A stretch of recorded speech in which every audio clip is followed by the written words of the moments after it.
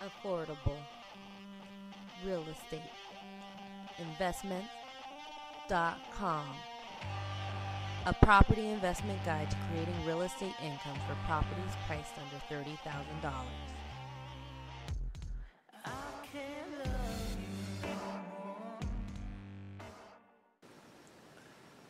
Hello, this is Lisa Phelps, and welcome to AffordableRealEstateInvesting.com. It's where I give you an honest and practical guide to real estate investing at a price you can afford. Thank you guys. This is episode 61, and these are audience questions that were submitted by the survey. Please remember, there's about 18 of you guys who it says status pending for confirmation of the newsletter. If you guys can go and look in your spam folder or sign up again if you don't see it, so that you can be prescribed to my newsletter, as well as get updates every third episode, as well as giving you the opportunity to ask me a question specifically you want answered in the video blog. I'll do it the following Monday. So Monday's going to be audience question day. So go ahead and hurry up and do that. So what's new before I get into the audience questions, and the audience questions are, what about lead paint and how do you handle that? Another audience question submitted through the survey was, what was the breakdown of the $13,000 house that I got $975 a month in rent on? What about flood damage? Do I handle that myself? And the third or fourth one was, for today, is what is my vetting process for finding tenants? So that is what we're going to go over today after I get through with the news and what's new. So what's new is that, thank you guys for following me on Twitter. I don't know if it's you or new people, but I got a, it's a nice following built up. It's mostly me yelling at PBS going, duh, of course not. And they had a new article that really got me going, and it was about pensioners. And, everybody was promised 20, 30, 40 years ago that their pensions would remain intact. However, the fact is, the people who promised that 20 and 30 years ago are no longer there. And, you really have to understand that this is the nature of the beast. The people making decisions now are saying that pensions and public pensions are worth 50, 60, 65% of their budget.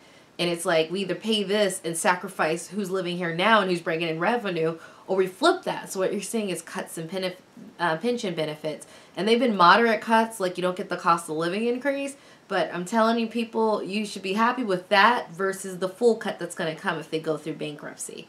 Because if they go through bankruptcy, it's going to get slashed. So you better work with what they have now before it gets out of control with the budget. And then even though, 20 years from now, it's, we're not quite sure where it's going to end up. But 8% return on investments that they thought they were going to get, it's not happening. So that's what got me going, and I was tweeting about it and sending it everywhere. But, so yeah, keep on calling if you want more information about that, about what you're doing this for and what you're preparing for and what's coming and what's not hidden. To anybody out there, you can join me on Twitter at twitter.com/affordablerei, and even on Facebook, facebook.com/affordablerei. And also what's new is I'm upgrading my theme this week. So if you go to my actual web page, I will be upgrading the theme.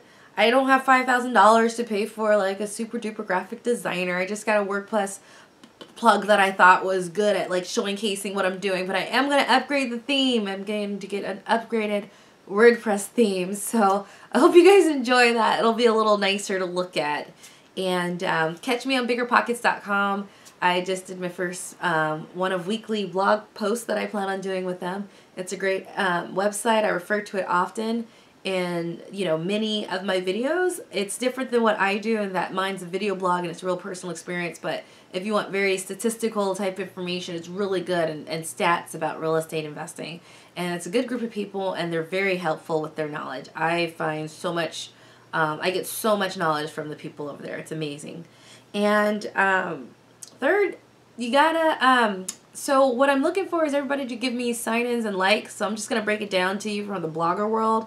So as a video blogger, your virtual currency to me, if you want to pay me back, are likes, and they are comments on your web page. Google and YouTube don't think you're doing anything effective if they don't see any of that. So it's just like when I go to the restaurant and I give a tip because, people in my family are waiters and they survive on it, so you always give back.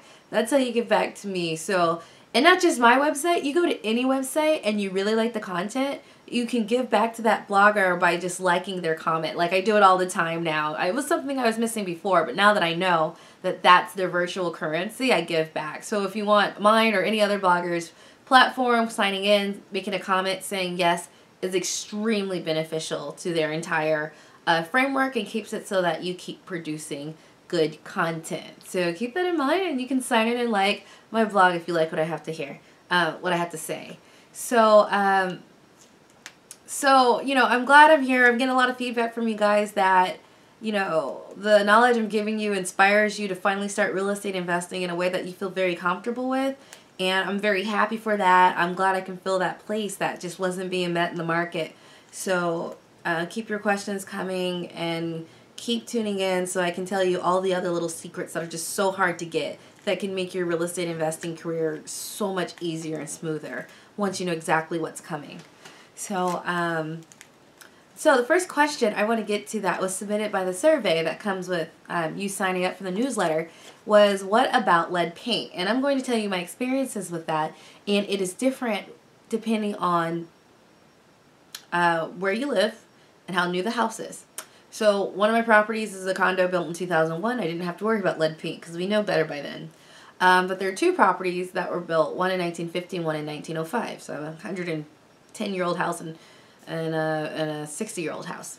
And the difference that I saw, and which is fine, you know, the age of the house shouldn't scare you too much. They were solidly built back then. But it depends on what locality you're in. So in my Baltimore property, which is more of a big city and a blue city, you know, democratic, tenant friendly, I have to do a lot more for lead paint. In Baltimore, I have to get an inspection every year that, and it's a lead dust test. So I get a lead dust test. A lead dust test is that they just swipe your windows and doors and walls in each room and see if they get any levels of lead paint on their swiper.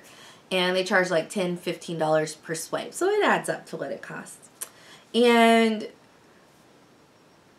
that is a remediation. So it's not like your full lead test, but that's just like there's no lead dust certification. If you go with the lead dust testing, you have to do it every year. And you have to do it, or it's sooner than that, every time you want to get a new tenant. So you have to pay a lead inspector to come and wipe your walls for lead dust. And it gets expensive. I mean, it doesn't get super expensive. It's like $165 a month, and you know, it goes relatively smooth. And that's just how they do it. And on top of that, you have to pay something to Maryland Department of the Environment that you are like registered as someone who's going to get a lead inspection. So they get like $30 every single year because you're going to get an inspection. So you have those expenses, and you have to make sure you get it into them and not be late, or they'll send you really nasty letters because that's what they're good at in Maryland.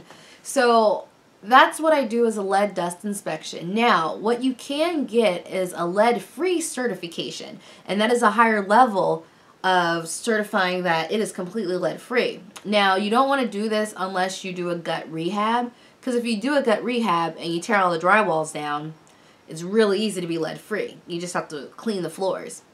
And if you're doing a gut, most people do that because if you get the lead-free certification, you do not have to get any more lead anything. You are on the books. That house is known to be lead-free, and you're not required to do the annual $165 or $30 of maintenance for Maryland Department of Registration. Or you might still be able to. I haven't done lead certification. You still might have to pay the $30, but at least you don't have to get the lead inspection. Now, a lot of people do gut rehabs because they buy the shells in Baltimore for so low they can afford and it not dip into profits to fix them up from start to finish. But the thing is if you're not doing a gut rehab, and this is where you gotta be careful, okay? And talk to a property manager who knows how to go through this process, or a lead inspector. They're usually right over the phone, can tell you exactly what's going on for that city because it's not the same everywhere. And when if you have paint on the walls and you're not going to do a full gut rehab, and they go for the lead-free certification, and they find any lead paint, well, then all of a sudden you have to go to a lead certified remediator to get the lead removed, and you have to use lead certified contractors. You can't use contractors who aren't lead certified because they will follow this up. Actually, on their webpage, they were talking about how they jailed somebody for not paying the fine that they got when they used people who weren't lead certified remediators take down their drywall. All right. So once you get through if you go through the paperwork to get the full lead, they sort of intimidate you to not do it. I think they just want to get paid every single year. But, you know, once you go through the lead certification, if they find lead paint, you have to get a remediator to come in and get rid of the walls. And your prices go up dramatically, you know, 10, 15, 20,000 I've heard from lead inspectors. And you can't move anyone in. You can't evict anyone. Like, you can't do anything else more with your property until you get that fixed by someone certified.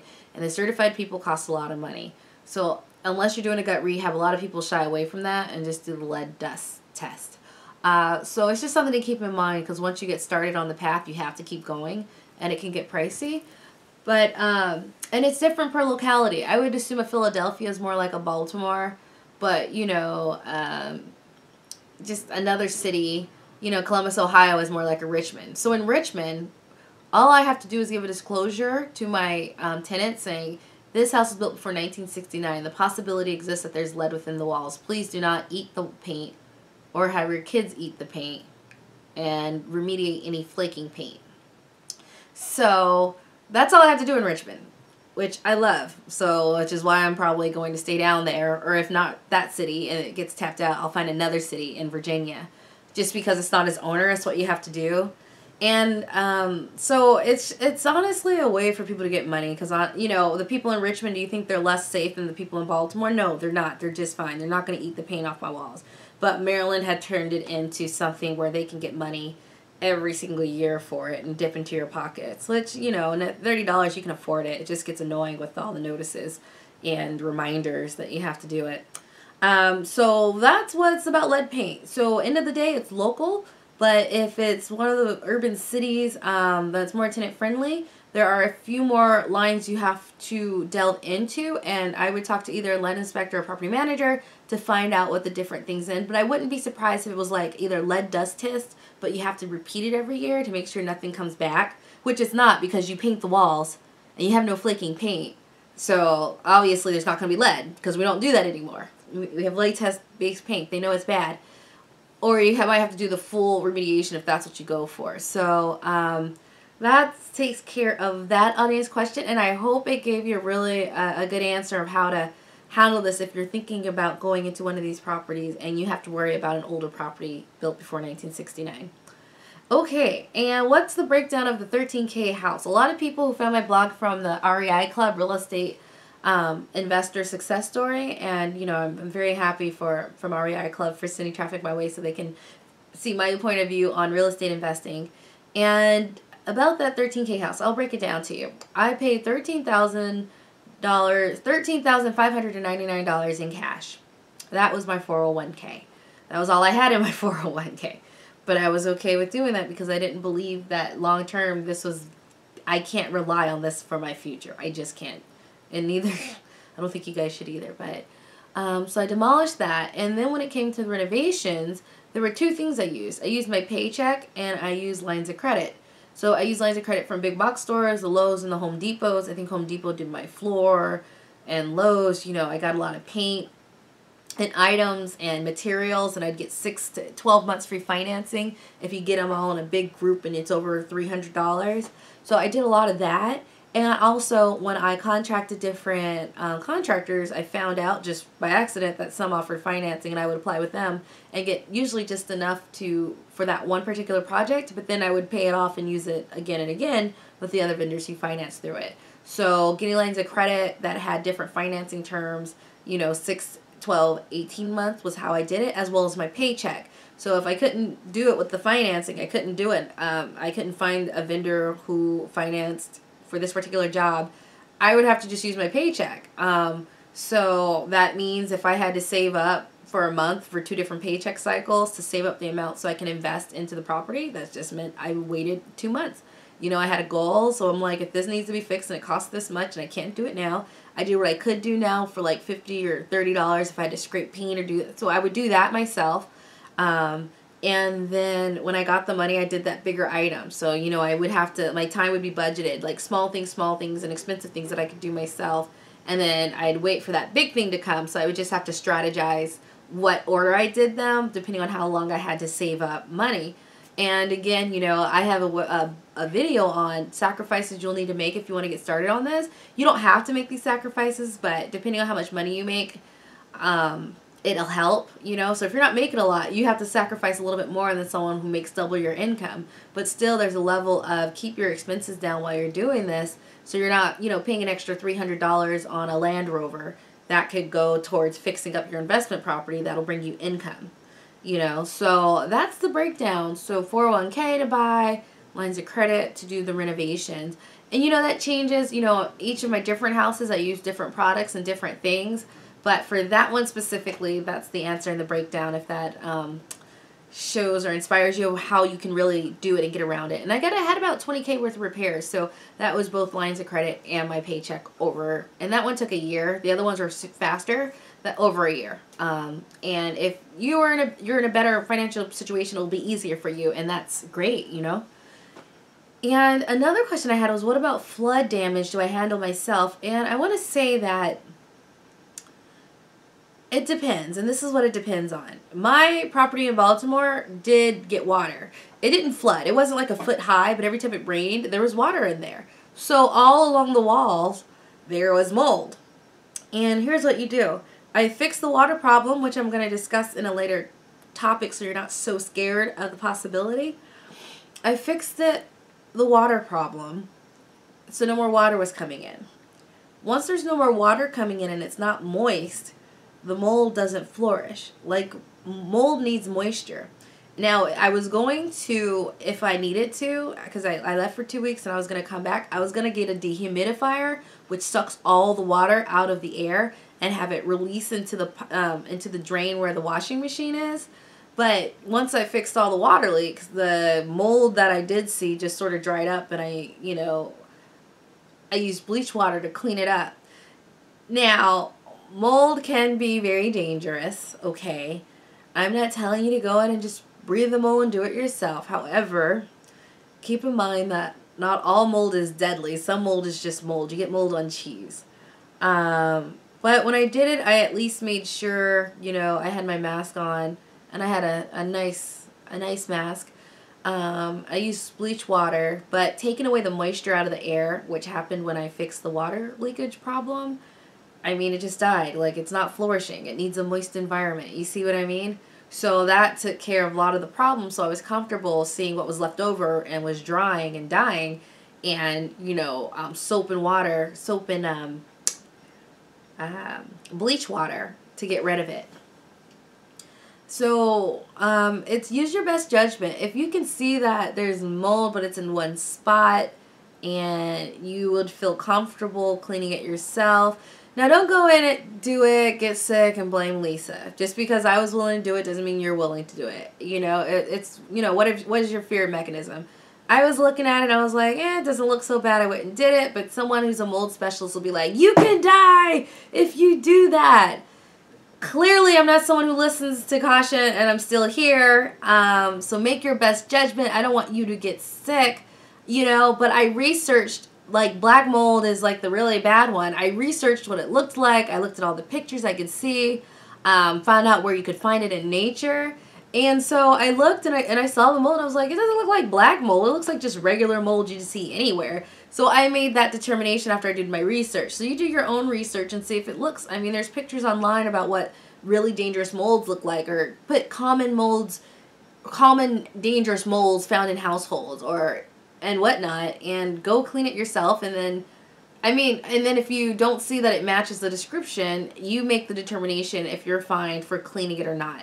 I cleaned it. It didn't look like anything negative that I saw online. That's probably not the best advice to be. So I don't want you guys to get sick. However, a lot of people panic over stuff they shouldn't be panicking. A lot of people panic over a million things they shouldn't be panicking over. And I would not let a good property pass me by because there was a little mold on the walls that I could clean up. I just wouldn't. I would just clean it myself and call it with the mask and gloves and my full Tyvek suit, which I have. which I did use. Full suit, I have a mold. Let me see if I can get it out for you. All right. So just so you don't think, I don't think I took it lightly.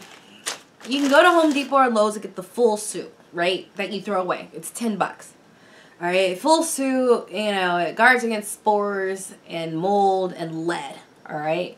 So if you're gonna do it yourself, protect yourself, right? Don't let it just infiltrate you.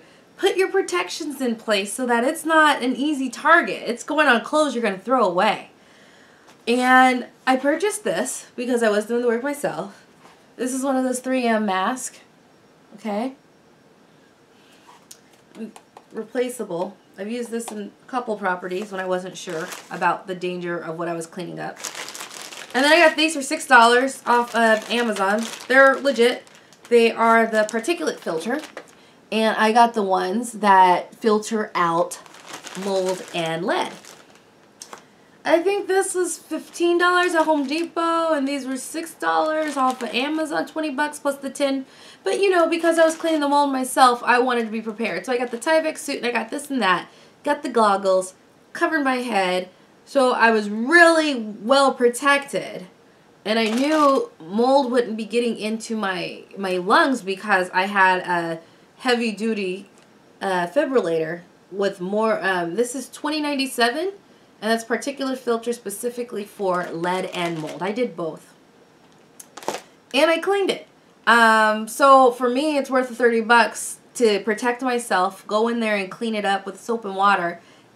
Get rid of everything. Throw out my filters and be done and finished. And that's it. It took a couple hours worth of work. Than to pay a mold removal specialist the hundreds and thousands of dollars. But at the end of the day, you decide what you want to do. If you want to do the DIY and you want to get the filters and the mask and the face and you want to go in there and clean it with bleach water after you clear up the moisture problem, I did that. I'm still okay. I'm actually quite healthy. If you are still worried or leery about doing that yourself, go ahead and get a paid professional. Because that's what this is about. You just need to get it up to standards, and every house can be fixed. There's not a problem you're going to run into that someone else hasn't. Okay? So, I'd look at the flood damage and see how bad it was, So, my whole wall was bad. I had to take everything down and put up new drywall.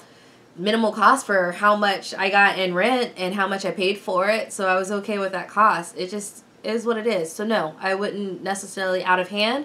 But if it was bad mold damage where it was like a foot of water that stayed there for a year, no, too much damage, right? But if it rained once and now it's gone and hasn't been back, but you can see the water line, I'd keep in mind it's a floodplain. That would deter me more than anything.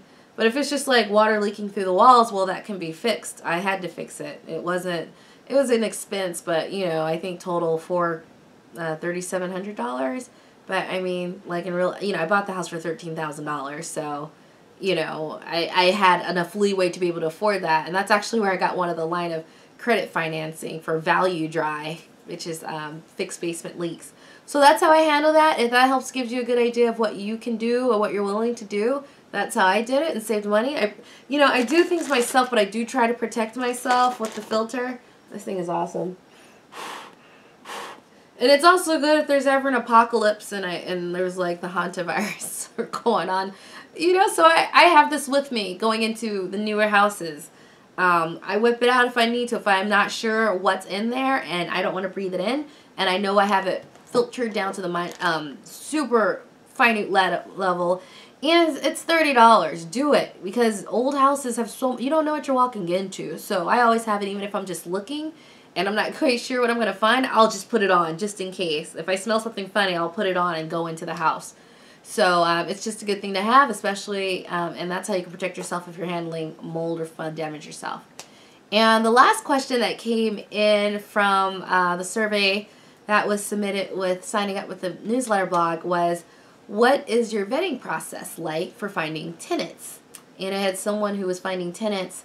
They lucked out, but they didn't, because they inherited a property that already had tenants who were doing fine. But they're like, when they're gone, what do I do to get more? and they asked if I use real estate agents, and I do and I don't. Like, I don't you can go specifically to a real estate agent, and a lot of them make a lot of side money by finding houses for you. They put the lockbox on, they show it around, they have other investors, real estate agents show it around, and you know, they take the application and they'll drive a tenant to it or meet a tenant there to open the door to show them the place.